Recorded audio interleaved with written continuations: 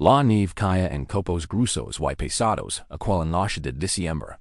Del tipo que amortigua el ruido habitual de la ciudad, y lo hace sentir todo aislado y en calma. El refugio del autobús. Don Claire Bennett se sentaba, ofrece poca protección contra el frío. Ella se acurrucaba contra la pared de plexiglas, con los brazos alrededor de sí misma, intentando conservar el poco calor que le quedaba en el cuerpo. Tenía 28 años.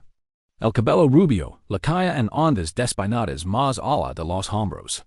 Y lavaba un vestido verde oliva, fino, pensado para estar adentro, no para sentarse fuera en medio de una tormenta de nieve. A su lado, sobre el banco, descansaba una bolsa marrón desgastada que contenía todo lo que le quedaba en el mundo. Un cambio de ropa, algunas fotografías.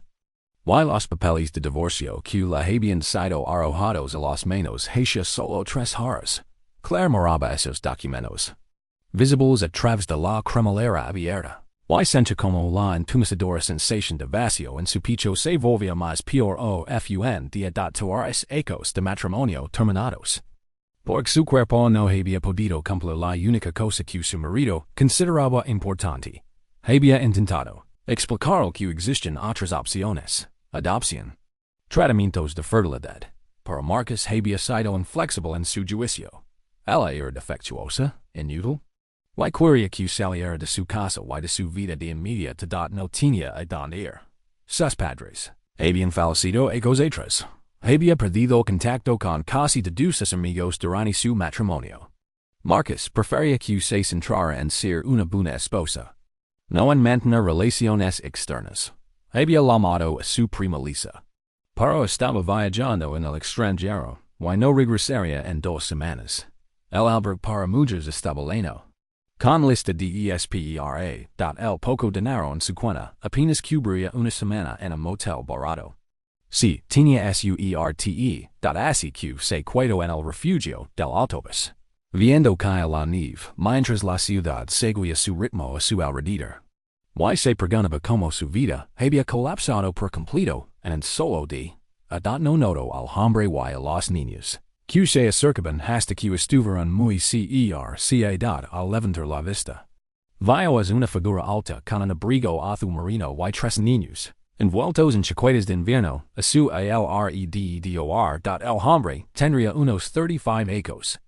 El cabello castaco ligeramente despeinado por la nieve. Y un rostro que transmitía tanta fortaleza como ternura. Los niños. 2 niños de 6 y 9 años. Y una niña pequeña, llevaban chaquetas de colores brillantes, verde, amarillo y rojo. El hombre se detuvo cerca del refugio. Y Claire vio como sus ojos evalúan su situación. El vestido fino, la bolsa desgastada, el modo en que temblaba, pesía sus esfuerzos por parecer serena. Ella desvió la mirada. No quería ver lástima en los ojos de otro desconocido. Disculpe, dijo el hombre, con una voz suave pero preocupada. ¿Está esperando un autobús? Claire sabía que el último autobús en esa ruta había salido hace 20 minutos. No habría otro hasta la mañana, pero sintió de todas formas. Solo esperando.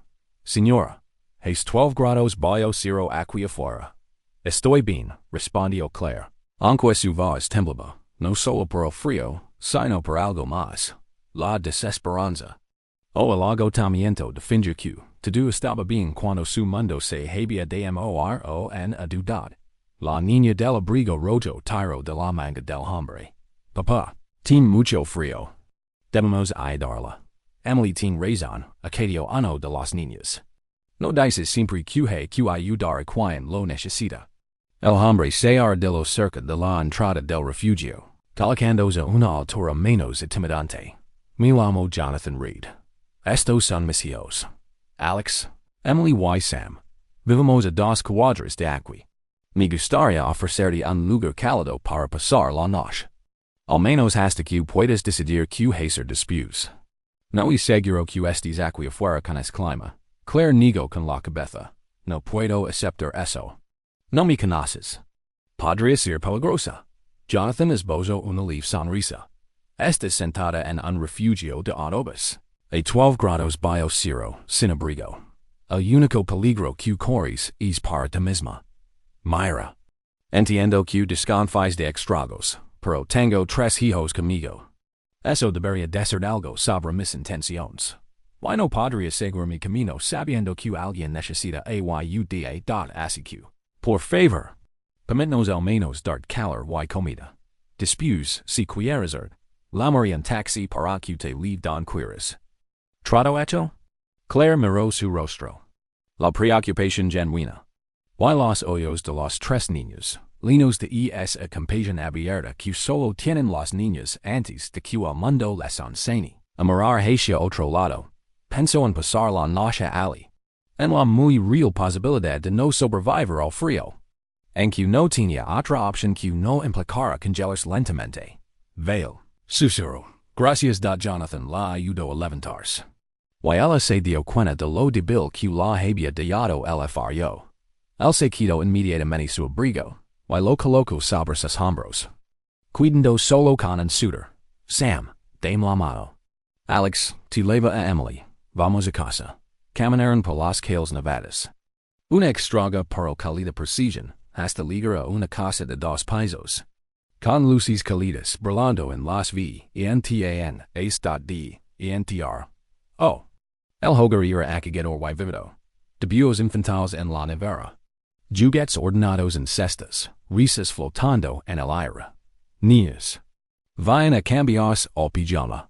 Dijo Jonathan. Dando a Claire al sofá, y envolviéndola en una manta. En un rato preparó chocolate caliente. ¿Podemos hacer uno a la señora también? Preguntó Emily. Claro que sí. Mientras los niños subían corriendo. Jonathan desapareció en lo que Claire supuso que era un dormitorio, y regresó con un suéter grueso y calcetines cálidos. Eran de mi esposa, dijo en voz baja. Falleció hace 80 meses. Creo que le habría gustado saber que estaban ayudando a alguien. Claire se cambió en el babo. Agradecida por el calor del suéter, y por como los calcetines gruesos aliviaban el dolor en sus pies. Cuando salió, Jonathan tenía chocolate caliente y sándwiches esperándola. Y ella, avergonzada, se dio cuenta de lo hambrienta que los niños regresaron en pijama. Y todos se sentaron alrededor de la mesa de la cocina, mientras Claire comía y Jonathan supervisaba la tarea. Era una escena doméstica tan normal, tan llena de vida, que a Claire se le llenaron los ojos de lágrimas. Esto era lo que siempre había querido. Un hogar. Una familia. Hijos. Y la habían echado por su cuerpo la había traicionado. ¿Estás bien? Preguntó Emily, notando sus lágrimas. ¿Alguien te lastimó? Estoy bien, carico, respondió Claire, limpiando los ojos. Solo agradecida por la amabilidad de tu papá. Después de acostar a los niños, Jonathan preparó té y se sentó frente a Claire en la sala. No tienes que contarme lo que pasó, dijo con suavidad. Para si quieres hablar, estoy aquí para escucharte. Y Claire se encontró contento todo. Su matrimonio con Marcus. Los echos intentando cuidar embarazada. Las pruebas que revelaron que probablemente nunca podría concebir de forma natural. La frialdad de Marcus, su creciente resentimiento. Y finalmente, esa tarde, su anuncio de divorcio, que ya tenía a otra mujer. Más joven, más fértil. Y que Claire debía irse de inmediato. Dijo que estaba rota, terminó Claire, apenas susurrando. Que había fallado en la única tarea que se supone que una esposa debe cumplir. Y tiene razón. Estoy rota. No puedo darle a nadie la familia que merece. Jonathan guardó silencio un largo rato. Cuando finalmente habló, su voz fue firme, pero no dura. Tu ex marido es un hombre cruel. Y un idiota. Y lo digo como alguien que sabe exactamente lo que significa criar hijos y construir una familia la edad senil. La habitación, los juguetes, las fotos, las pruebas de tres vidas jóvenes. Mi esposa Amanda y yo intentamos durante echos tener hijos. Echos de decepción y dolor. Y cuando aceptamos que no sucedería de forma natural, adoptamos a los tres en distintos momentos. Des distintas circunstancias.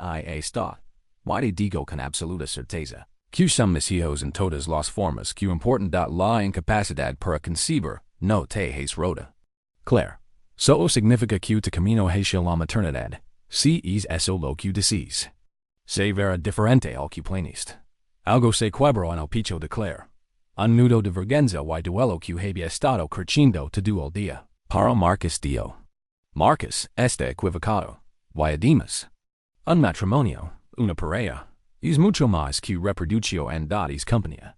Apoyo, sueños compartidos, construir una vida juntos, si él te redujo a tu capacidad reproductiva. Entonces nunca te valoro como persona. Y es su fracaso, no el tuyo. Durante los días siguientes, mientras la tormenta continuaba y Claire se quedaba en la habitación de invitados, comenzó a ver cómo se ve una verdadera familia. Jonathan trabajaba desde casa como consultor financiero. Pero organizaba sus días en torno a sus hijos. Les preparaba el desayuno, ayudaba con la tarea. Asistía a ensayos de baile y partidos de basketball. Era paciente cuando peleaban, firme cuando necesitaban límites. Y afectuoso de un modo que mostraba cuánto los amaba. Y los niños, por su parte, habían aceptado la presencia de Claire con la facilidad de la juventud. Emily la declaró su nueva amiga. Sam la hacía mil preguntas. Alex, el mayor, la ofrecía compañía silenciosa. Como si supiera que necesitaba espacio. Les gustas, observa Jonathan una noche. Después de acostarlos, y eso no es algo que hagan fácilmente. Después de que Amanda murió, se volverán desconfiados con la gente nueva. Tenían miedo de abgarse y perder a alguien más. A mí también me gustan, dijo Claire. Son unos niños maravillosos. Has hecho un trabajo increíble criándolos solo. No ha sido fácil. Especialmente esos primeros meses. Estaba ahogado en el duelo, intentando esconderlo de ellos. Mientras ellos también loraban a su madre. Pero nos ayudamos mutuamente. Ellos me darán una razón para seguir. Yoles de estabilidad.nos, hicimos más fuertes. Juntos. Al cuarto día. La nieve por fin cesó. Claire sabía que debía planear. Su próximo paso. No podía quedarse en la habitación de invitados para siempre. Pero cuando mencionó buscar un motel o un albergue, Jonathan negó con la cabeza. Tengo una propuesta para ti, dijo. Y quiero que pienses bien antes de responder. Necesito ayuda, continue. Manager un negocio desde casa con 3 hijos es posible. Pero agotador.esto. Y buscando a alguien que ayude con la gestión del hogar. Que esté cuando deba viajar. Que ayude con tareas y comidas. Que mantenga todo en orden. Te ofrecería un salario justo, alojamiento y comida. Y tiempo para que decidas tu próximo paso. No sería permanente. A menos que te lo desires. Sería un lugar seguro para aterrizar mientras reconstruís. Tu vida. La miro directamente a los ojos. Y antes de que pienses que es caridad. Déjame ser claro. Realmente necesito ayuda. Amanda manejaba toda la logística del hogar. Desde que murió. Apenas me las he arreglado. Te me harías un favor. Claire se sintió abrumada. Jonathan, apenas me conoces. Y si no soy buena en esto. Y si te decepciono. No lo harás. Te he observado con mis hijos esta semana. Eres natural con ellos. Paciente. Amable. Y, más importante. Eres alguien que necesita una segunda oportunidad. Y yo soy alguien que puede dártela. Ayudémonos. Mutuamente. Claire aceptó. En las semanas siguientes, se integró en el hogar de los Reed, cocinaba. Ayudaba con la tarea, lavaba a los niños a sus actividades.